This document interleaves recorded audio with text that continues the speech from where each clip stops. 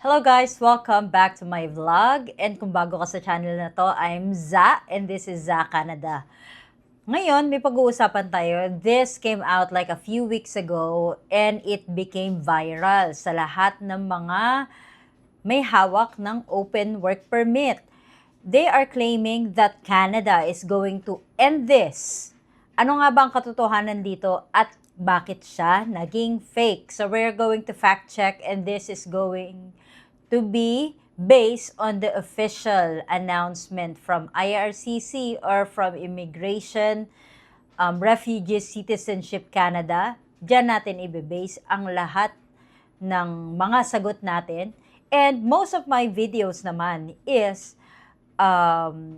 related sa mga ganitong topic. And at the same time, everything that I posted in this video, you can always fact check it sa official website nga ng IRCC. So ano nga ba itong major change daw na sinasabi sa open work permit na nag-end up na hindi pala?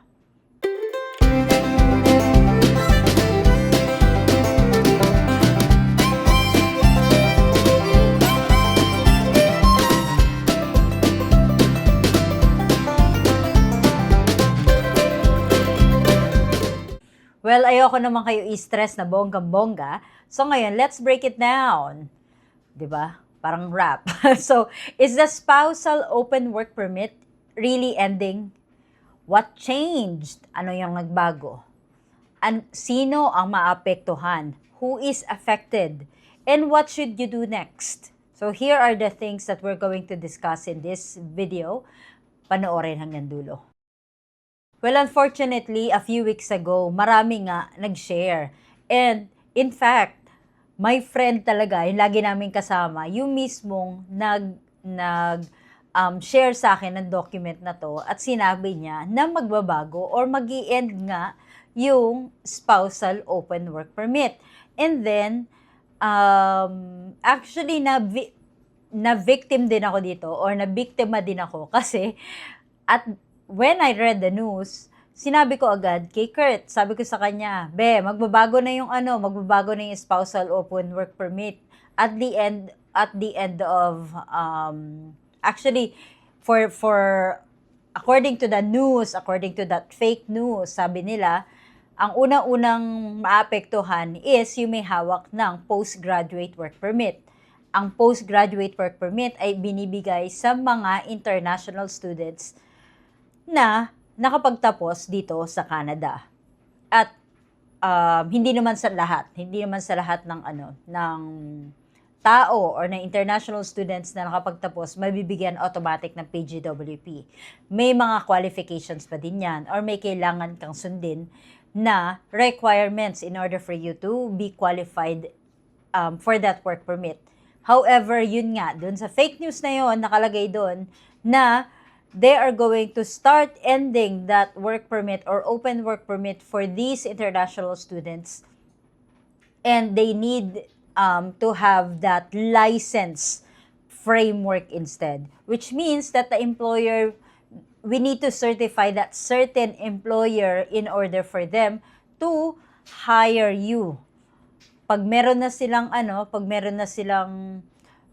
license or license to hire a temporary foreign worker, then that's the only time that you can get a PGWP. Which means na, in short, parang wala na talagang open work permit kasi you are tied up in a particular employer. And bakit ko sinabi ko yan kay Kurt. Sabi ko sa kanya, at the beginning of 2027, diyan naman nila sisimulan yung revival, changes when it comes to SOWP ng mga temporary foreign worker, kagaya ko. So ngayon, kailangan daw ng license framework in order for them to hire Kurt as a temporary foreign worker. And actually, nabahala nga kami.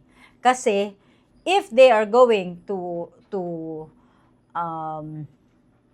um, what do you call that? If they're going to instill that law, or if they're going to make it to really make how to say that? Ayun. So if they're going to enforce that particular law, then ang mangyayari is parang nawala talaga, or that's what the title says. They're going to end that open work permit and replace it to a license framework instead, which means that the employer needs to go through IRCC and ESDC before they hire a foreign worker, just like an open work permit. At ito pa, according to that fake news, kailangan daw ng employer na ayun nga, kailangan nila na maipasa, mag-send ng requirements to IRCC and ESDC para makapag-hire ng foreign worker. At since na hindi na nga, according sa kanila, hindi na nga daw valid or they're ending the open work permit policy, then that particular employee would be able to work and tied to one employer. However, when I dig in that particular news, or to that particular viral news a few weeks ago, I noticed that the website is not an official IRCC website. So lagi, whenever I have an update with regard to immigration, I always put the link where I got that information from, a legitimate IRCC website, or as well as dun sa mga biggest news outlet or news broadcasting company here in Canada. So I'd like you to make sure na wag magpa-scam. So ito yung mga isa sa mga bagay na nakakapagbigay sa atin ng anxiety or worry. So which means na wag tayo agad maniniwala. So if you think that particular news has gone viral, then it will be better if you go directly to the IRCC official website. So, ano nga ba ang tunay na change? Ano ba yung tunay na policy change with regard to the open work permit for spousal or for common law partners or for those married people? Effective January 21 of 2025, the Government of Canada updated who can apply for spousal open work permits. So these aren't removals.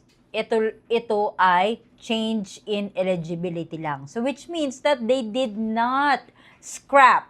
Hindi nila totally inalis ang open work permit. But then again, they change the eligibility, which means that there are more requirements or there are different requirements na para makakuha kayo ng open work permit or spousal open work permit. So here's the breakdown.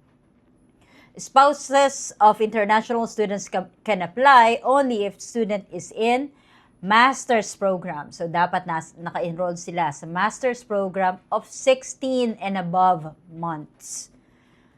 The international student should be in doctoral programs or selected professional and eligible programs.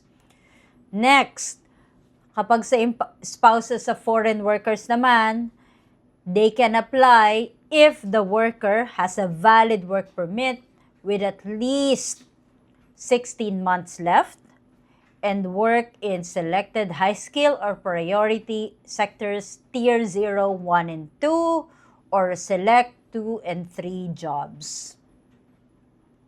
And just to take a note, dependent children no longer qualify under this measure. So meaning, hindi kasali yung mga bata. Yung mismong asawa lang. Okay? Or yung common law partner. But existing open work permits approved before January 21, 2025 will remain valid until they expire. So for example, kung nakapag-apply ka naman before January 21, 2025 and na-approve siya, then, yun pa rin ang susundin mo. Okay? For example, hindi naman naka-enroll sa master's program yung asawa mo or sa doctorate or doctoral programs. Then, and naka-international student ka and you enrolled for a course na may bachelor's degree and you applied for an open work permit for your spouse, then hindi siya affected ng rule na to as long as it was approved before January 21 of 2025. So ito, ulitin ko lang. So, what does this mean for you? If you or your spouse applied before January 21 of 2025, you're evaluated under the old rules, no sudden cancellation. Hindi siya makakancel basta-basta. If you're applying after these changes, well, you just need to meet the new criteria. So, dapat alam mo yung mga criteria na sinabi ko nga earlier. Canada did not say they're scrapping all open work permits by 2026. And once again, that's the fake news part. Okay? This is more quality control and labor priority alignment than a full termination of the program. So here's my advice before you make any decision. So bago kayo manakot, bago kayo mag-share or bago nyo bigyan ng anxiety yung mga tao, kasi when that particular news was shared to me, it really took me a few hours to verify that particular information sa IRCC just to make sure if it's legitimate, because there are still other vloggers, other article writers, or yung mga nagsusulat sa Reddit or kung saan-saan pa. Sometimes the news are true. Sometimes. Kaya lang, in this case, it's all fake news. And that's what I did. I actually checked the website or where the news came from. And nung nakita ko na website, it's not an official IRCC website, I went directly to the website and checked kung meron ba talaga yung sinasabi nila na new work license framework para sa mga employer. Nung hindi ko nga siya nakita, then I thought to myself, I even sent a message to a friend na, no, that's fake news. Go to IRCC and check it yourself. Tingnan mo na wala yan. Walang nakalagay sa IRCC with regard to that policy. Well, anyway, here's my advice. Always verify with official government websites. Kagaya na sinabi ko. Don't react to social media posts without links. Kung wala naman kayo nakita na link, once again, the link should be an official IRCC website. At kung hindi naman official IRCC website, yung napagkitaan nyo, once again, check if they are a legitimate immigration consultant or lawyer based here in Canada. Okay? Because sometimes they are the one who carry out because they have their own social media accounts right now. So, to also advertise their business. Minsan sila yung nagbibigay ng mga information galing sa IRCC. If it did not come from them, always, once again, go back to the first one that I said, official government website. And if in doubt, book an immigration consultant or lawyer, and always share correct information to your friends and family. Huwag niyo silang bigyan ng sakit ng ulo. Masakit na nga sa ulo yung kaka-overtime. Masakit na nga sa ulo yung kung paano nila i-extend ang mga work permit nila or kung paano sila magpapatuloy dito sa Canada. Dadagdagan pa natin yung stress.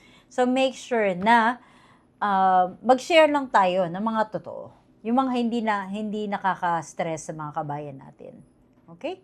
Okay, that should be it for now. So, sana may natutunan kayo sa video na to. At don't forget to comment kung ano bang sa tingin nyo yung nangyari dyan. Bakit kumalat ba yan? Bakit ba kumalat yung fake news na yan? Like and subscribe. And share this video para doon sa mga hindi nakakaalam pa na fake pala yun. Fake pala yung ano na yun, yung news na yun. And lumalakad yung email address ko dyan. If you have any inspiring stories and questions, feel free to send me an email. Okay? At laging tatandaan, hindi kailangan maraming pera, basta may peace of mind. I'll see you again next time. Bye-bye.